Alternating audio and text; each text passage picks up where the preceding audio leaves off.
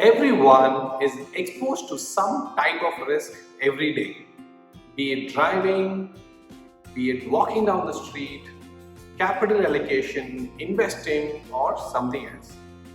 Does it stop you from doing what you do? No, right?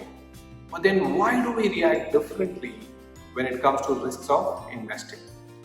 Risk is defined in financial terms as the chance that the outcome will differ from expectation with a possibility of losing complete original investment too. In this video, I try to explain various types of risks, ways to measure them. I touch upon Morgan Housel's very famous 3 sides of risk and how to mitigate risk. A fundamental idea in finance is the relationship between return and risk. Each investor has a unique risk profile that determines his ability and willingness to withstand risk.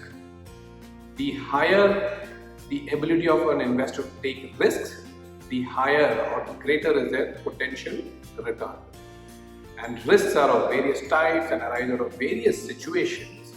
We have liquidity risk, sovereign risk, insurance risk, business risk, default risk, and credit risk, and all of these arise due to uncertainty of certain factors that go and influence the investment or a situation.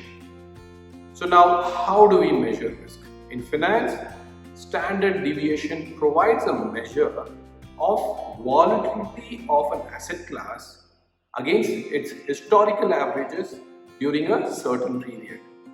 There are various other measures, and that includes value at risk, beta, and capital asset pricing model. Now to the most important part. According to Morgan Housel, there are 3 distinct sides of risk. The odds that you get hit, the average consequences of getting hit, the tail end consequences of getting hit. The first 2 are pretty easy to grasp and assess. It's the third that is very difficult to learn and most of the times can be learned only through experience. In investing, the average consequence of risk is what makes up the headlines on a daily basis.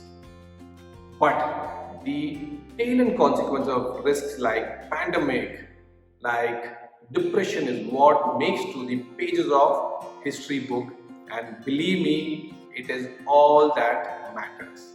Believe me, it is all that you should focus on. One of the good ways to do it is save like a pessimist and invest like an optimist. Overall, it is possible and prudent to manage investing risks by understanding the very basics of risks.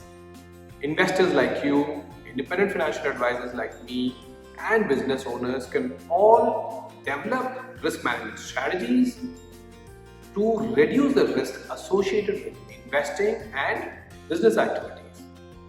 For example, at Augment Capital Advisors, we use very famous fund manager Howard Marks' risk per return framework to reduce the risk and optimize returns. We use exit as a key strategy to move out of overvalued asset classes, thereby protecting the returns made and also possible capital erosion. Let me end this video by asking you if you have a plan or a method to reduce tail end consequences of risk. Have a good day, everyone.